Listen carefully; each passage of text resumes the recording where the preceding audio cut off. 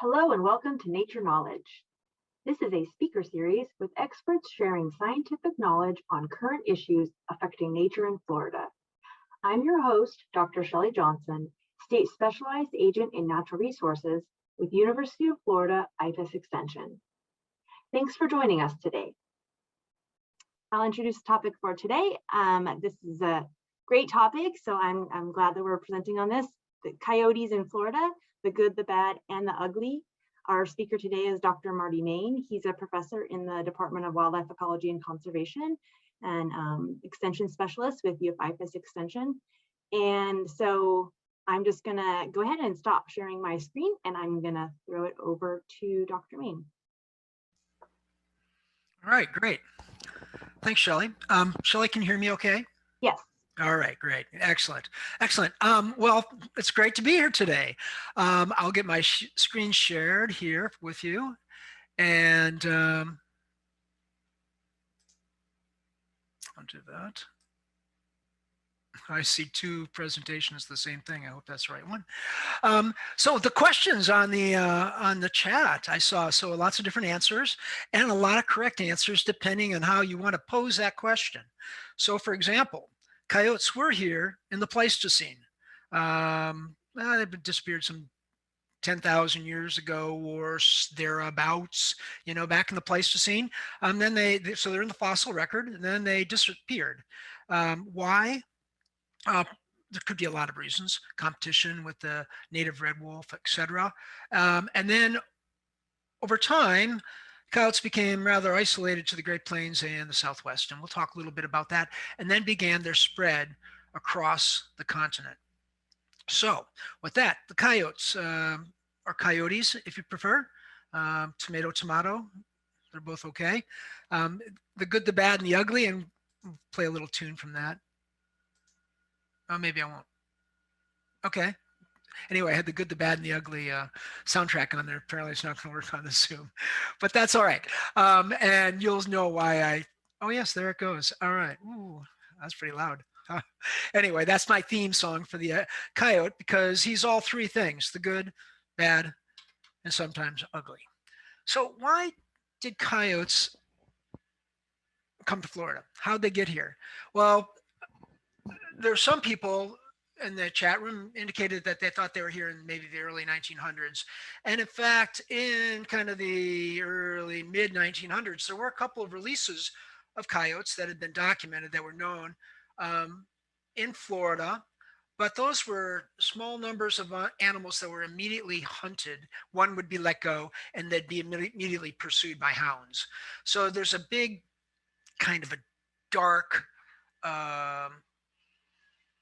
I don't know, dark activity, if you want to call it that, of people that take captured animals, and they often let them go in a large enclosed area, and then they set hounds on them. It's like dog fighting.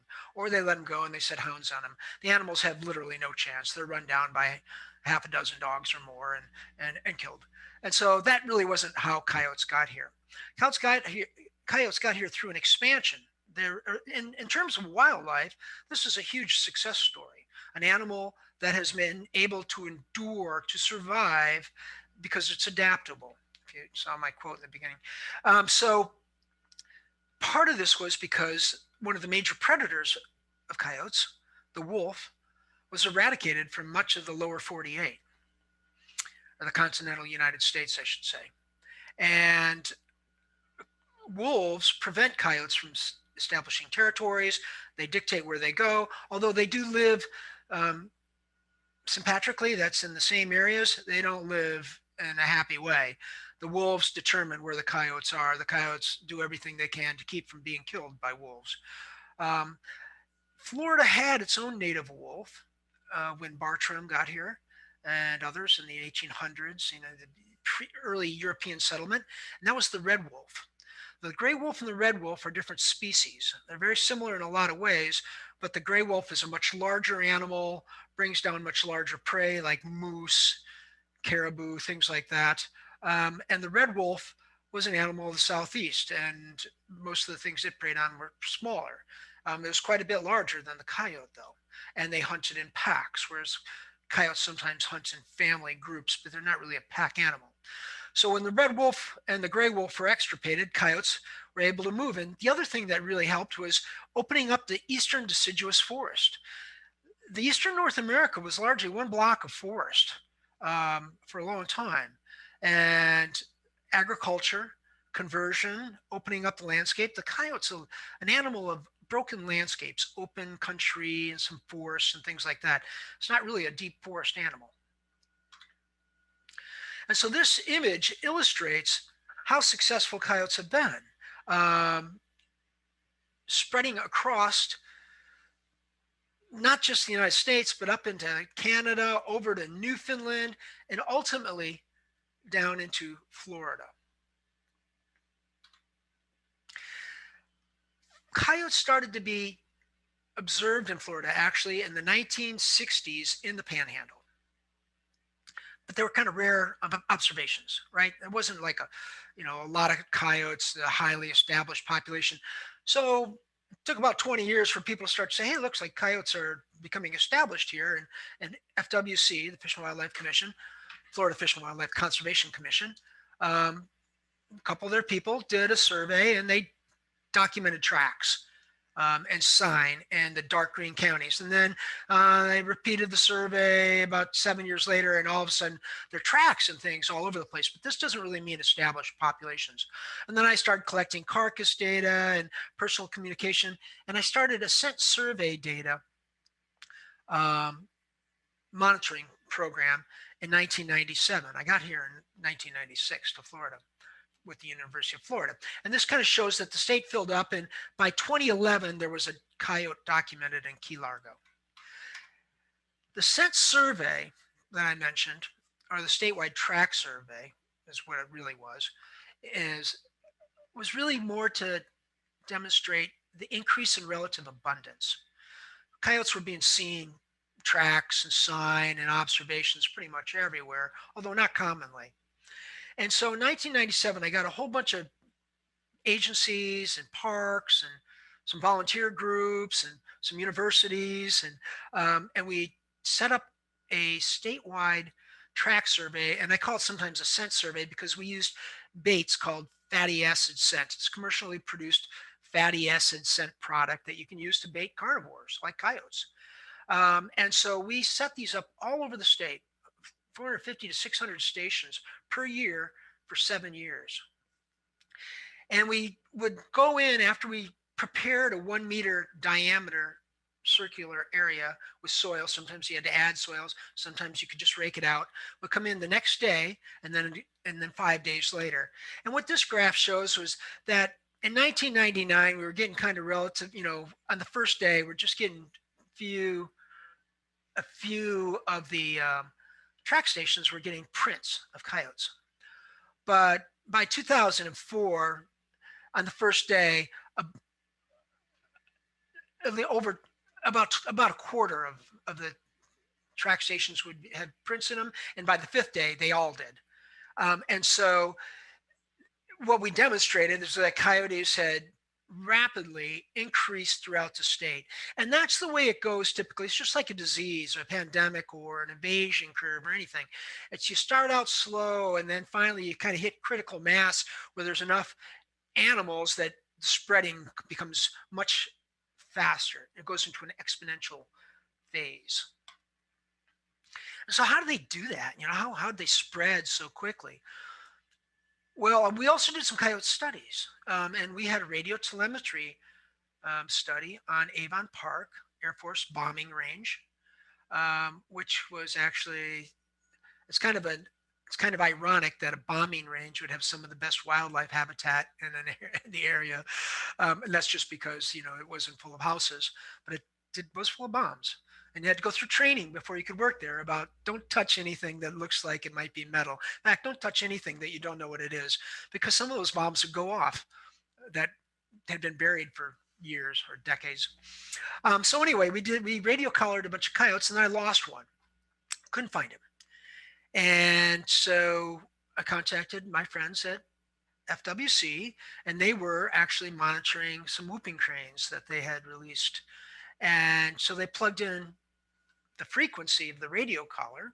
If you don't know how a radio collar works, you can dial each one in individually like a radio station on a VHF, boom, boom, boom. And so, and there's special frequencies. So, you know, you're not, you know, confusing it with other stations. It's a special kind of frequency. Anyway, they found my coyote and it had gone 40 miles as the crow flies. So it actually traveled much farther than that in just a few days, really. And so that's how coyotes manage to disperse, especially males, disperse long distances, looking for new places to set up territories, find mates, raise a family, all that kind of thing. And they can swim. And so barrier islands also have coyotes on them because coyotes will swim. And it's, you know, probably a risky business, but that's what they do. And so coyotes have quickly established themselves in all our natural areas, but not just our natural areas. Coyotes also live in urban areas and suburban areas. In fact, my friend, Stan Garrett, who we were graduate students together in Texas, working at the same Welder Wildlife Foundation, a place where you can do research. He has done coyote studies in Chicago. Perhaps you've heard of these. And he's radio collared over 100 coyotes over the last decade or so. They live right in the city. They sleep under cars. They den in the parks. They feed on things in the alleys and wherever, rabbits and cats and rats. And they're doing pretty well. And people don't even know they're there.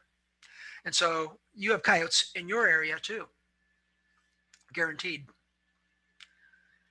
And so how do they do this? Well, I mentioned this. I guess this is the quote I was referring to by Darwin. I like, it's not the strongest of species that survives. Certainly mountain lions and wolves and bears are stronger than coyotes, nor the most intelligent necessarily, although that helps a lot because coyotes are definitely intelligent. It's the one that's most adaptable to change. And coyotes are very adaptable to change. And part of this is because they have this highly omnivorous diet. We'll talk about that in a moment. That is, they can eat a lot of things, and they do eat a lot of things. They eat what's available, and they're a good size. They're not so big they have to pull down large prey like, you know, moose or cattle. They're small enough that they can pull down fairly large sized prey like deer. And they're small enough that they can eat grasshoppers and mice and rabbits and saw palmetto berries and all sorts of persimmons and all sorts of things. They set up home range sizes according to the resources that are available to them. So they're adaptable in that way too. So for example, in natural areas, like out in rangelands and Payne's Prairie or Kissimmee State Park or some cattle ranch, their home range for a family group might be about 15 square miles. That's what we typically found, for example, at Avon Park. But in urban areas, they've been documented with home ranges about 3 square miles. How is that? I mean, they're in an urban area. It's because there's a ton of food available in urban areas. Chicken wings in your garbage bag, you know, the burger that gets tossed by the side of the road, the poor raccoon that didn't make it across the highway. A little bit more about coyotes. They'll mate in the winter and they'll have their pups in the spring. Their size average is about 6, but it can be bigger and it can be smaller. And both parents care for the young, so the young have a good opportunity to make it. And they're excellent parents. I did work for my PhD as well in Oregon and Texas. I did some comparative stuff in the high desert country up in southeastern Oregon. And I had a lot of opportunities to watch coyotes in the sagebrush country, right? Up there high in the mountains and the meadows and all that. And they were fantastic to watch. They would play with their offspring. They would protect them. They would feed them. You know, they were really good parents, just like dogs. We mentioned the diet, and this just gives you an idea. So I will tell you that different diet studies will produce all sorts of different results for coyotes, but this is pretty representative. They eat a lot of mammals like rabbits, deer, carrion, you know, dead deer, especially during deer season. Fawns, they're fawn specialists. They hunt fawns, but they also eat a lot of plant matter, persimmons and saw palmetto berries and Brazilian pepper tree berries and all sorts of things, right? And even grass and things like that sometimes. Then they eat anything else that looks good to them at the moment. So if there's a lot of grasshoppers out there, they'll eat grasshoppers. People say, how do I know if there's coyotes in my neighborhood? Can you tell me what coyote tracks look like? Well, sure, I can tell you what they look like, but I will tell you they're really hard to identify from a small dog with a narrow foot. So one of the things about a coyote track is that they've got narrow feet. They've got, if you've seen them, they got kind of thin, skinny little legs, right? They can run fast and move quickly, but they've got little dainty feet. So often just the front two claws will show in a track. And that's both for the hind foot and the back foot. And they're, oh, I don't know, about 2 inches wide, and their stride's about 18 inches, right? Dogs of similar size or bigger, their toes usually splay. Cat, but not always. Little dogs have coyote-like tracks. And then foxes and gray foxes, their tracks are smaller. And then, of course, the cats, they don't have claws. They've got round toes. And they don't have claws. So a better way to identify coyotes in your area is this. And I don't normally like to show slides of scat. It's not particularly appealing, but you're in a biology talk, so that's what you're going to get. Coyote scats will be loosely twisted, and they'll have things like hair in them and berries and bones and God knows what, right? A dog scat, and you have all seen them, you've all picked them up. They've got a homogeneous texture, right? Because they're eating dog food. They're not eating a real diverse diet of things that have bones and sticks and stems and things like that, and hair. And a bobcat scat is going to be really tightly wound, and sometimes they actually look like Tootsie Roll segments, right? And then as it ages, it becomes calcified it's just hair and bones, really. That's what's in there. There's no plant matter in a bobcat scat. So if you see plant matter, or any amount of it anyway, it's not a bobcat. All right, so let's move on. What about the good aspects? Play my song again. Anything good? All right, that's good enough about that. Anything good about coyotes? There's a lot of good things about coyotes. I mentioned this briefly about the aesthetic values. Some people they call me, they say, I've got a coyote problem. I said, well, tell me about your problem. I saw a coyote on the golf course. That doesn't constitute a problem. That constitutes a wildlife observation. And I generally tell them, I said, you should consider yourself fortunate to make a wildlife observation. Coyotes are cool. They do a lot of really interesting things. They sing and yelp and yip. In fact, in the evenings and in the early mornings, you often will hear them. And it'll sound sort of like, I like to describe it as a bunch of 13-year-olds or 12-year-olds at a slumber party, yipping and laughing and squealing and having a good time, right? It kind of sounds like that. You'll also hear them sometimes when a siren goes by.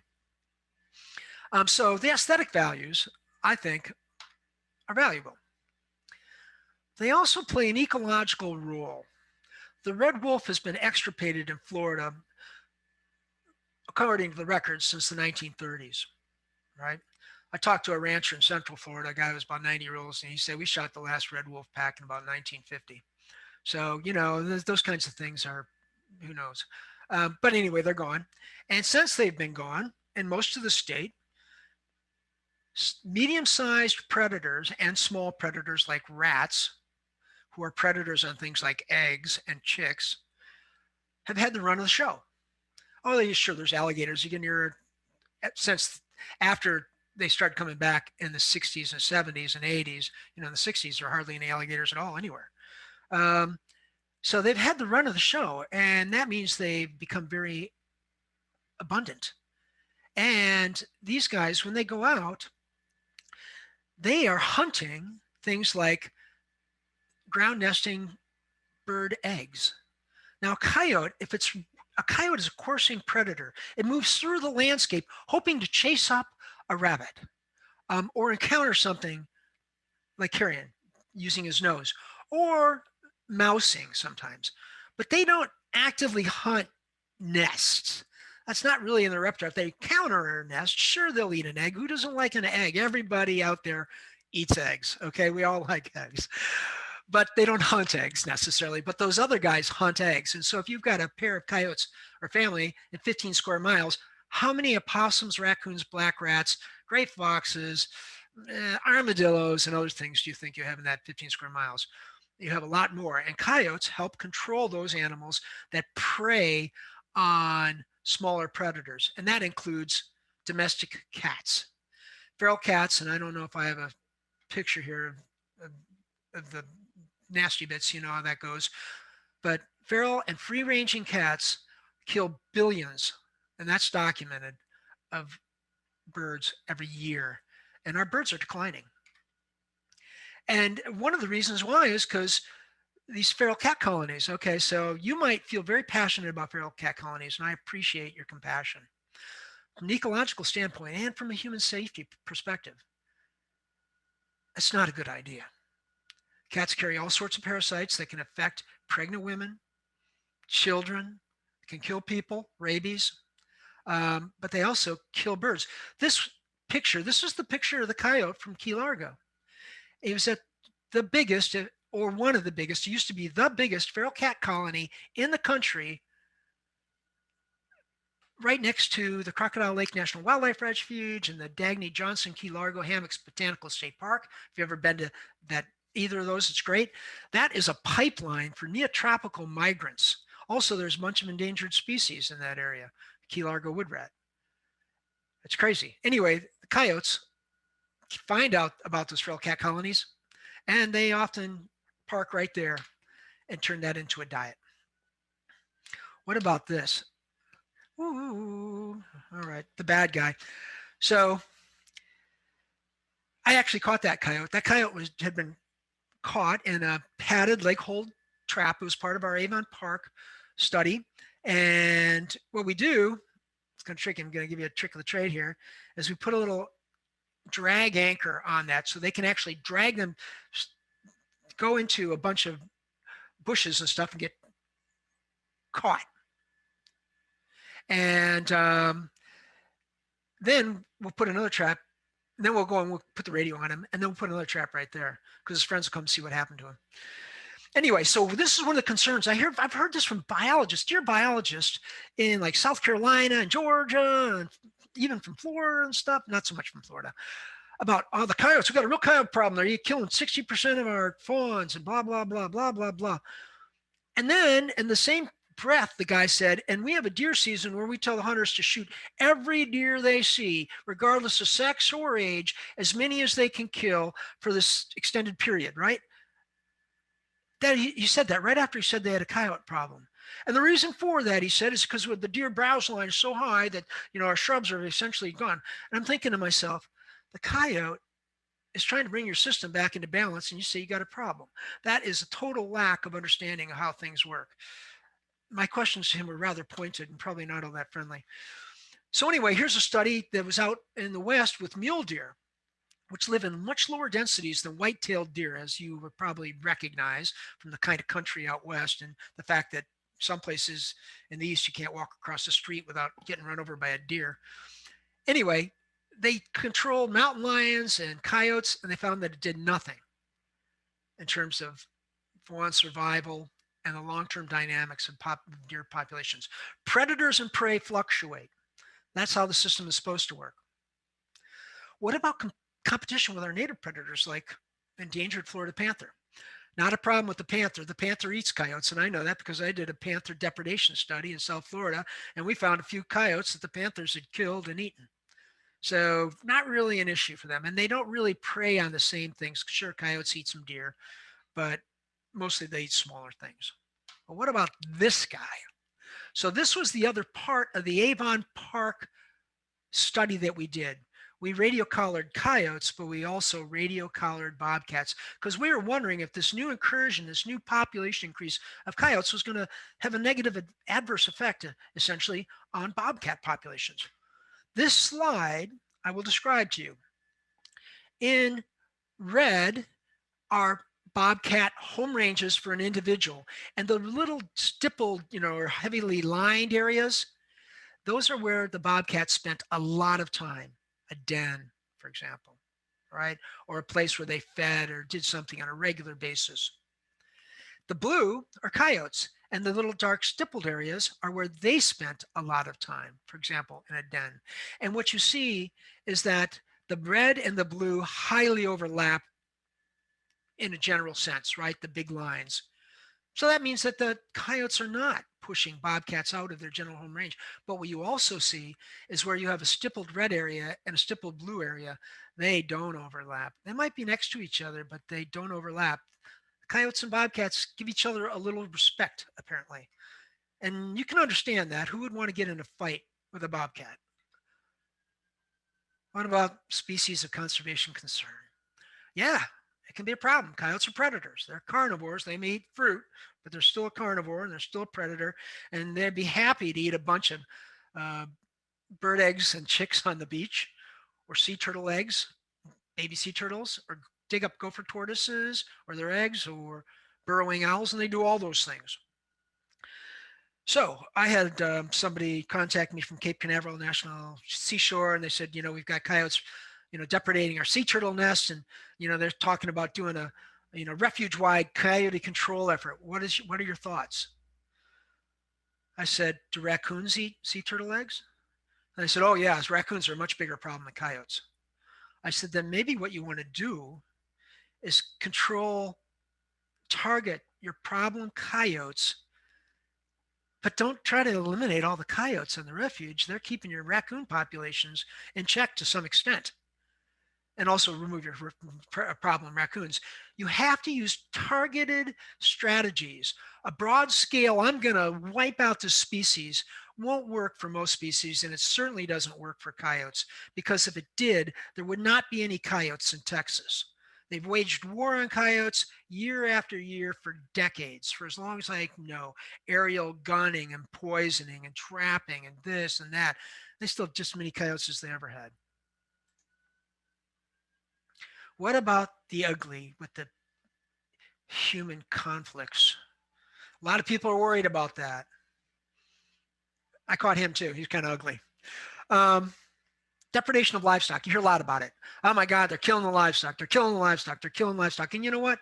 Coyotes do kill livestock sometimes, especially sheep and goats.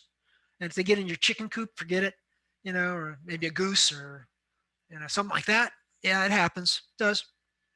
But we don't raise a lot of sheep and goats here in Florida. More goats than sheep. And there's ways to protect them too. Those animals are kept in confined areas. As coyotes became more visible, this is a study we did back in 1992 through 1997.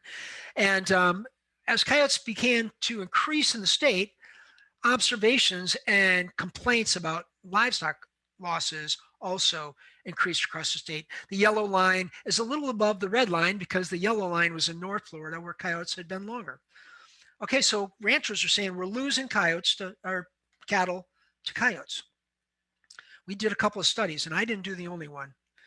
I did a livestock depredation study in South Florida, primarily trying to figure out how big a problem Florida panthers were. The answer is not too big a problem.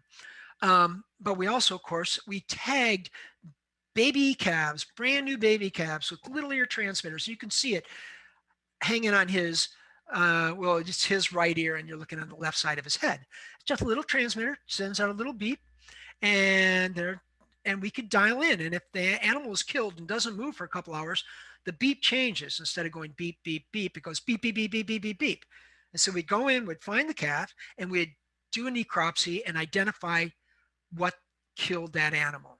And we could usually tell, if it was predated because it was a fresh kill, or if it just died, because animals that are predated bruise and bleed and struggle and all those things, right? And different animals kill animals in different ways. Bears rip the hide off and eat the rumen first. Panthers like to eat the heart and organs, and then they drag them and bury them and come back. And these calves weren't all little. Some of these calves were 100 pounds when they were killed. We kept them tagged until they got in the truck at a year of age. One was 300 pounds. Bear killed him. So how many coyotes killed calves, or how many calves were killed by coyotes? And the answer in my study was 0. Well, they didn't like that answer, and so they asked Raoul Boughton, one of my colleagues. He's since moved on, but he was at one of the research centers, and he also tagged 400 calves on 2 different ranches, and he came up with the same answer: 0. We're losing 16% of our calves. one of the ranchers in South Florida said, it's because you're doing something else wrong, because a lot of them are dying from bacteria or this or that. And Raul figured that out with his, because they took it a step farther. The animals that were not killed, they had sent to a lab, and they determined what killed them. So you're still going to hear this. You're going to say, oh my God, the coyotes are killing our calves, blah, blah, blah, but that's not true. And they might kill some. And when they do, and I had some ranches listen to me, when you have a coyote that learns to kill calves, you target that animal. If you don't have a problem, you leave your coyotes alone because they're territorial. They're territorial, and they keep other coyotes out. And if you kill a territorial mate, then that territory breaks down, and the territories all get all mixed up suddenly, and they change in size, and you might actually increase coyote density in your area. And that's been demonstrated out west. Coyotes scavenge, though. And so they find this and they say, well, coyote killed this. No, coyote fed on it. There's no blood. There's no trampling. There's none of that stuff. But I understand how they come to that conclusion. And they're upset. And I understand why they're upset. But it's just a hard message to get around. The other message is that, newspapers need to sell news. And so they like to make coyote attacks surge in Southwest Florida, and that kind of thing. And that makes people kind of freak out. They're creeping into your urban areas. They're stalking your pets and your livestock. Well, they might stalk your pets. They do learn how to do that. And they learn, once they learn, that's a problem animal, and that problem animal has to go, right? And there have been cases in like Estero where, a couple of coyotes figured out that they could hang out by this golf course in this heavily vegetated area where there's a footpath, and people come by with their little dogs on their 20-foot leads, and the coyotes would just jump out and grab that dog and take off on a run, and it'd be fish on, and that was it. And people were really upset about that. And I don't blame them. So those animals had to be removed. If you see a coyote and it's approaching you and your little dog or your little child, pick them up off the ground. That they look like prey on the ground. They don't look like prey when you have them in your hands. Keep your animals on a short lead, and don't take them in a place where an animal can ambush them at night. Okay? Doesn't usually happen in the day. What about this? This is a real thing. This can be a real problem. Coyotes that become habituated are dangerous animals, potentially. And there have been a couple of attacks on children, and those animals had all been fed.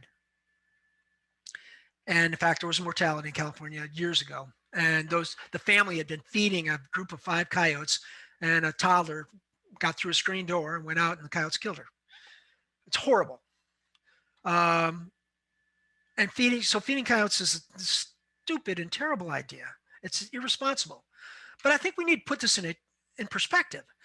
In about a 50-year period, they determined, through these studies, these scientists that did this, 2 fatalities happened from coyotes and an average 9 attacks per year. An attack being any kind of a bite, right? And a lot of those animals had been habituated. I mean, animals in the wild aren't going to come and mess with you usually. Domestic dogs, on the other hand, send 1,000 people to the emergency room every day. 5 million cases per year need hospital treatment, and over 200 fatalities over a 5-year period, right? So you're talking about, 40 to 50 fatalities from domestic dogs a year. The point here is that dogs are a much greater threat to people than are coyotes, and people get all worried about coyotes. If you want to be afraid, drive through Tampa on Friday evening at 5 p.m. That'll scare you. All right. Can we get rid of coyotes? I don't like them anyway. Get rid of them. I want them out. I hear that a lot. No, we can't. Eradication efforts are temporary. Even if you go in and you remove every one of the coyotes you have, you're going to have new coyotes probably in less than a year. You know why? The slide I showed you before, they're moving around all the time. There are coyotes that we call transients that are always looking for a place to live. They just move across the landscape. They can't win a territory, so they're looking. So yeah, so they'll come back. They have a lot of pups. You saw it, 6 pups on average. And they're intelligent and adaptable. And I think we should respect that. What do we do to reduce problems? Obviously, you don't feed them, even unintentionally. Don't put chicken wings in a garbage bag overnight outside. That's just inviting trouble. So secure your garbage, clean up your food. You know, I have a friend who used to be a government trapper and then he turned conservation trapper, but he still helps the government with problem animals. He's the guy that helped me capture jaguars in the Amazon. His name's Darren. And I just talked to him on the phone the other day and he said, you know, I was out in California and they had a couple of coyotes on a beach attacking people because and it turned out that they had heartworms, so they couldn't really hunt anymore, and people had been feeding them, and it was a real problem. He said, and then I had to go and I had to kill 6 coyotes because a woman was putting a bucket of chicken out every night for him. And so we didn't tell her what we were doing. We just quietly killed every one of those coyotes. We trapped them and killed them. And then I went up to her door, knocked, and I said, you just made me kill 6 beautiful animals. You made me kill 6 coyotes because those coyotes are a hazard to everybody around you because you fed them. Just don't do it again. So final kind of thoughts: keep your cats indoors, keep your dogs in short leads. You know, you're not going to get attacked by a coyote in a place like this, but the person had a dog in a short lead. Avoid walking your pets in places you might get hurt. You know, especially during those peak hunting periods in early night, early evening, and during night and early morning. Be dominant if you see a coyote. You know, make noise. If you want to carry something like a foghorn or something like that, or bear spray, you're welcome to it. You could just use a 7-iron. A 7-iron works for everything. So don't be afraid of coyotes. They're more afraid of you than you are of them. They weigh about 30 pounds. If you have a coyote that's watching children, that's not showing fear of people, is chasing cars or people on bicycles, or is killing pets, call FWC. They want to know. There's a wildlife alert hotline. You can get all these things on Google. There's regional offices. You can get that on Google. They've got nuisance wildlife trapper lists that you can hire to come in if they won't help you because they don't think it's an issue, and you want to spend your money, but you'll get new coyotes. And I'm not sure what the quality of those trappers are. No guarantees. So in the end, you know, it's just like, you know, our coyotes, are they good? Yeah, there's some good things. Are they bad? I guess some bad things. Are they ugly? I don't think so. They're just trying to make it in a tough world. And so I think we all need to do our part to live with wildlife. Thank you very much. I don't know what time it is. I hope I'm okay. Thank you, Marty. That was great. You're great time. We've got about little under 20 minutes for questions. So Perfect. that's great. Yeah. Shall I hit escape here and get this guy minimized, or? If you want to stop sharing, we can do that. Sure, let's do that. That way I can see more squares. And Sherry, Shelly, are there any, I'm sorry, Sherry is my TA and I ask her this question every Monday, Wednesday, and Friday. Are there any questions in the chat room? There are some questions. So we'll go back to some that were asked earlier near the beginning. There's a question about someone seeing, I don't know how to say this, coy wolves, coyote wolf interbreeding in Canada, and they're wondering if that's happened in Florida. Okay, hybridization of coyotes with other canids. Let's start there. Okay, so there is some evidence that coyotes have interbred with the eastern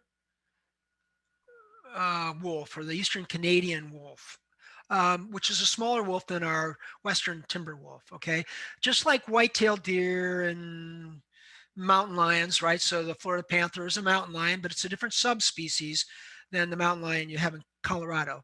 There's different subspecies of wolves too, and the eastern gray wolf or eastern Canadian wolf is a smaller wolf, and there is some evidence that there's been some hybridization between coyotes and that wolf, which has produced sort of a larger coyote hybrid.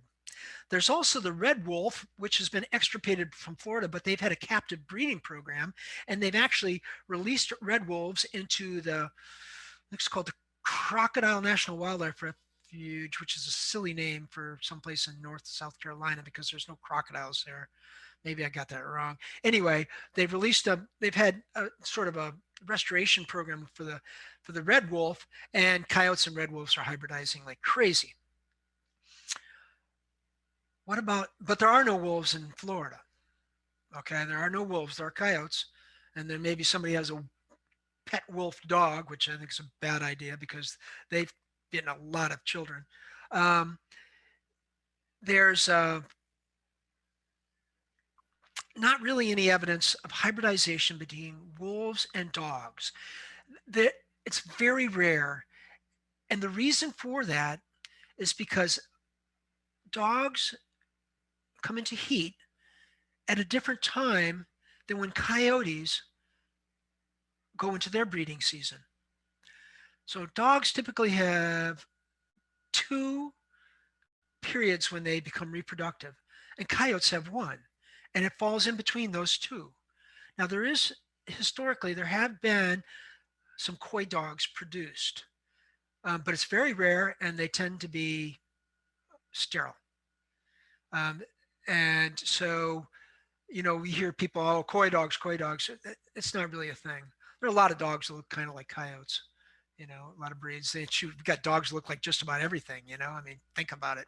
So, yeah, I hope that answers your question. So, no, there's really not any hybridization of coyotes with larger canids in Florida. Okay, thank you. Some of these I think maybe you've answered throughout the course of your presentation. So I might skip some of, well, Gail asked if they eat live and dead animals, and I think you addressed that. Kathy asked if any coyotes in Florida have been found with rabies. Not sure if you've answered that. Was that rabies? Was that what you said? Yeah. Yes. So every single mammal, you included, can contract rabies. Okay. And I think there may have been one case of a rabid coyote that was documented a number of years ago. Rabies has different hosts in different parts of the country. Now, any mammal can get rabies, but in different areas, the virus takes on a different variety, perhaps. So in Florida, the primary host for rabies are raccoons and bats. In Texas or in Oregon, I think it's in the Great Lakes, it's foxes. In Texas, I think it might be coyotes. So, but any coyote can get rabies. And of course, being a wild carnivore, it could come into contact with a sick raccoon, attack it, kill it, and then it would contract rabies. So the story there is anytime a wild animal looks sick, call animal control because that's a dangerous animal. Okay, this is a comment, but it might be a question. Reducing food supply by picking up roadkill by Department of Transportation or other municipal workers helps reduce coyote populations. No, I don't think so. I don't think that coyotes rely on that as much as some other species. So, for example, the roadkill, we're really providing a great resource for all our vultures, including the ones that migrate down here in the winter. A lot of roadkill doesn't last very long, to be honest. Now, coyotes, I have seen coyotes eating roadkill, especially bigger stuff like deer, but it's not really an important thing for them. In fact, I did a roadkill study in South Florida, a couple of them. They were looking at underpasses for panthers and things like that, right? And I'll tell you, roadkill just does not last very long. There are a lot of things that eat it, vultures and crows and, all sorts of stuff. So just disappears right away. Okay, someone asked, would they kill feral hogs? Yes, they do. Smallish ones. But feral hogs turned out to be, in some of the diet studies that we did, a component in their diets. So that is, something, but they can't really control large feral hogs. They're just too big, Panthers do, though. The Florida panther, and the increase in the panther population in South Florida. Speaking to ranchers for a number of years now, they're saying we can't find a feral hog. And in fact, the one ranch that we did our study on that had the most panther observations and the most panther kills on cattle, we didn't see any feral hogs on that ranch, which was really interesting. So there's some predation pressure on feral hogs. Juanita asked what about depredation on watermelon fields and how can you keep them out? Yeah, so that can be a problem. You know, darn things like to take one bite out of each watermelon, apparently. That would be a problem animal, you know, and so I, you know, I would, you know, I'm not going to, I would hire a professional trapper to help with that because that's a commercial issue. I don't know, you know, if the USDA would get involved in that or not. So yeah, that's definitely could be a problem. Okay, and Janet asked how to protect goats from coyotes, if there's a type of fence or height of fence or electric fence. Yeah, hang on, just 1 second. I got to see if that's my TA. Maybe I have an emergency. We're having a lab exam. Okay, while he's stepping away, I'm going to go ahead and launch the poll really quick. It's just a few short questions. Is this an emergency thing? Some people are asking because of the weather if they should come to campus. And then we'll continue with answering questions for another 10 minutes. So the exam has to go on.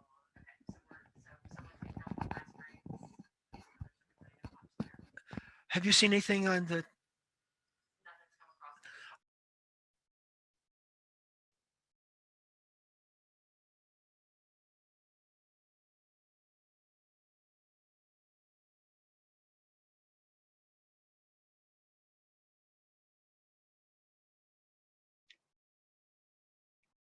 You'll need to unmute, Marty. I muted you. Thank you. I'm sorry. Little lab exam crisis. So the question was about, I forgot. Protection for goats. Yes. So there are a number of recommendations and there's a number of things online. A lot of people have looked into this. And so I would, you know, I mean, I can give you a couple of tips here, but fencing has to be done a certain way, has to go beneath the soil, right? Because coyotes will dig under your fence. It has to go up to a certain height. Electric may not be necessary. There's also guard animals that you can get, like donkeys and things like that, that are pretty hard on coyotes. You know, remember, we're talking about a 35-pound animal here, kind of on the bigger range, you know, maybe 40 pounds at the outside.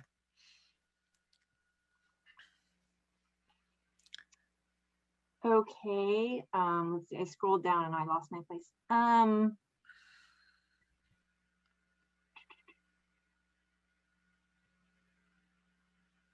Someone requesting if you've written a blog on this yet, that the public really doesn't understand the dynamics, and so encouraging more information out there. That's a great idea. And so, of course, you know, there's a lot of things out there, and we have been publishing some things. So I want to tell everybody about it's called our EDIS site, where we have fact sheets, and there's probably something about fencing. I had something at one time, it probably expired, but it's called the letter E, D as in dog, I as an insect, S, edis.ufl.edu. I think that's it, something like that. Anyway, if you put down EDIS and University of Florida, it'll come up and you can search all kinds of interesting things about wildlife and gardening and, you know, all sorts of things. So it's a good resource. So Carrie asked if we're using bait vaccines for rabies control. If we're using a vaccine? Yeah, some type of bait vaccine for rabies. Oh, so you can get a rabies vaccination, but it's not, you know, it's not a cheap thing. And I had to get rabies vaccinated because I was catching carnivores, right? You can't catch mammals that could carry rabies, so I did it through the university. I don't think rabies vaccine is warranted. Your dog has to be vaccinated. Yeah, I'm guessing that she might mean for the coyotes. Oh yeah, there'd be no way to do that. So one of the things you need to think about too, you know, I mean, first off, catching these animals is difficult, right? And anytime you catch an animal, it does not want to be caught. And so you're taking a big risk of injury to the animal and to the person. And of course, we take all sorts of steps to minimize those risks, but it's trauma. You know, the animals don't want to be caught, and vaccinating them would be a real challenge. So I don't. It would be hugely expensive too. It's a good idea. It's an interesting idea, but I don't think it's practical, and that's why it's not been done. Someone asked, and I don't know if you maybe addressed this, but what the protection status of coyotes is. Coyotes don't have a status. So, in fact, FWC, I was on a committee, I guess you'd call it, or a panel, trying to decide how to describe coyotes. See, some people like to say they're a non-native species. You know, they're not native to Florida. Well, other people say, well, they're here in the Pleistocene. Well, that's true. That goes back a ways. Usually you do, you know, pre-European settlement. However, animals and plants expand their range and always have, or contract their range and always have, depending on environmental conditions.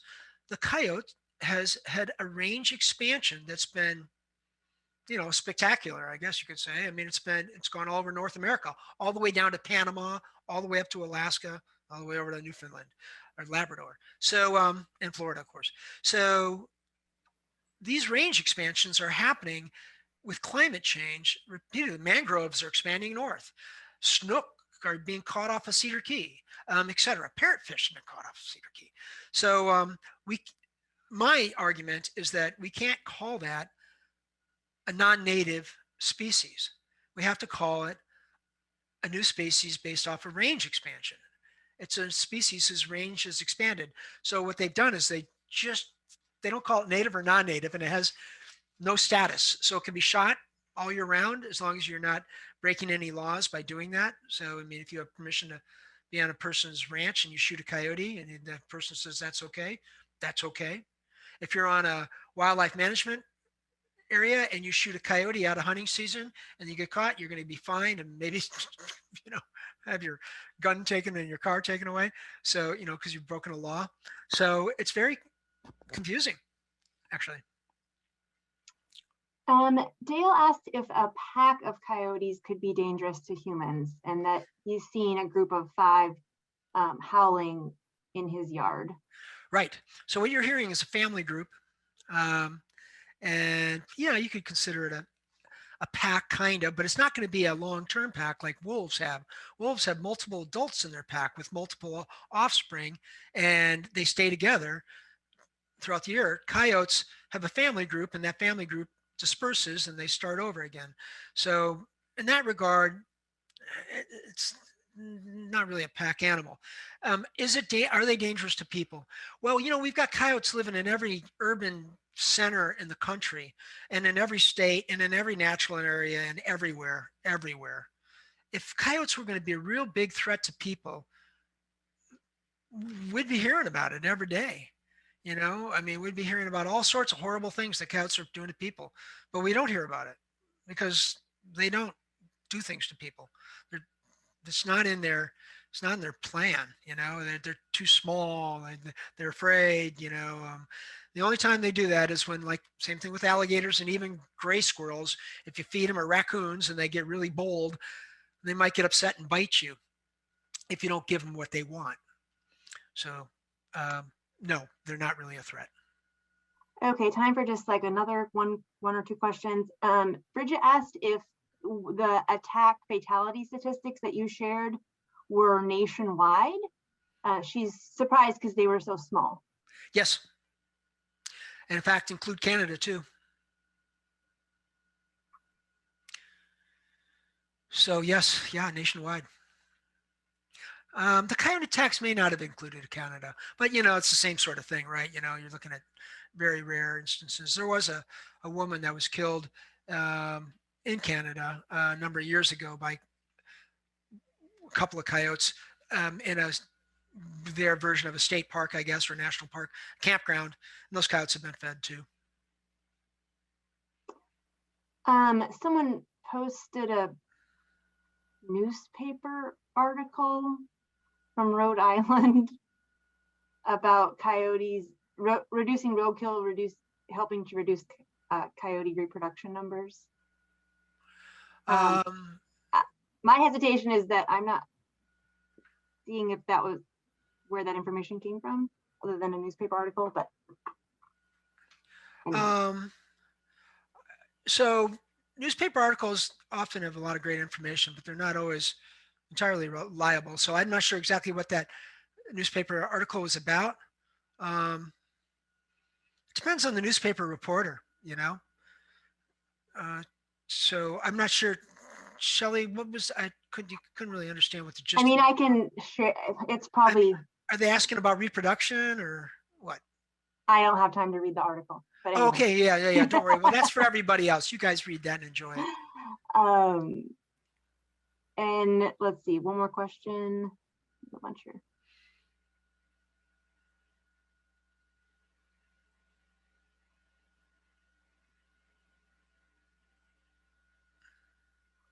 Someone asked about the range in miles the coyote can cover during a day or when moving into a new habitat, which you might have answered. But right. So I mean, they can. If you take out on a steady, solid walk, you could probably cover, 2.5 miles an hour. You could probably cover 25 miles in a day. Certainly 20 miles. I have, and so I would think a coyote would probably do about 3 times that if it wanted to. But of course, they're in an energy. Animals conserve energy. They move when they have to, like they're threatened or they've got to migrate or whatever. But in the end, everything is an energy game. They've got to build up fat reserves so they can reproduce. They don't starve. They don't waste energy. They don't get in fights and get hurt unnecessarily because that means you might starve. So my guess is, in general, coyotes probably move around, 5 to 10 miles a day, getting food, doing the things they have to do, spending a lot of time resting in the shade, that kind of thing. All right, thank you. There's a couple of other comments about oral vaccine programs being used by county animal control. Just some comments that different counties have been doing that. Yeah. And I'm not sure how effective those are. You have to get a certain percentage of the animals inoculated and all that sort of thing. I'm not an expert in that area. My guess, though, is that people are working on improving that. Okay, and then last question, because this is on everyone's mind. Why do they howl? And then we'll wrap it up. They're communicating with each other. If you hear a little group of coyotes start to yip and yap, one will get going and then they'll all talk, and they might not all be in the same place. And then you'll hear another group of coyotes. Typically I do, because I live near a horse farm, right? Off in the distance, and they're responding back and they're saying, yeah, okay, we hear you over there and we're here over there. Don't come over here. I think that's what they're saying. So I think that's how they, they communicate with each other about, it tells them about densities, about where different coyotes are, might help them find mates. It certainly helps them stay away from conflict. All right, thank you. Thank you so much, everyone, for joining. Thank you, Dr. Main, for that very informative presentation. Again, the video will be saved on the blog that's in the email. You have the link for that if you want to go back and watch it again. And then next month, we already have registration open for the program next month, which is on the Florida Atala butterflies that are coming back in Florida. So if you want to learn more about the butterfly, join us next month on the third Thursday of the month. So thanks, everybody. Thanks. Thank you, Shelly.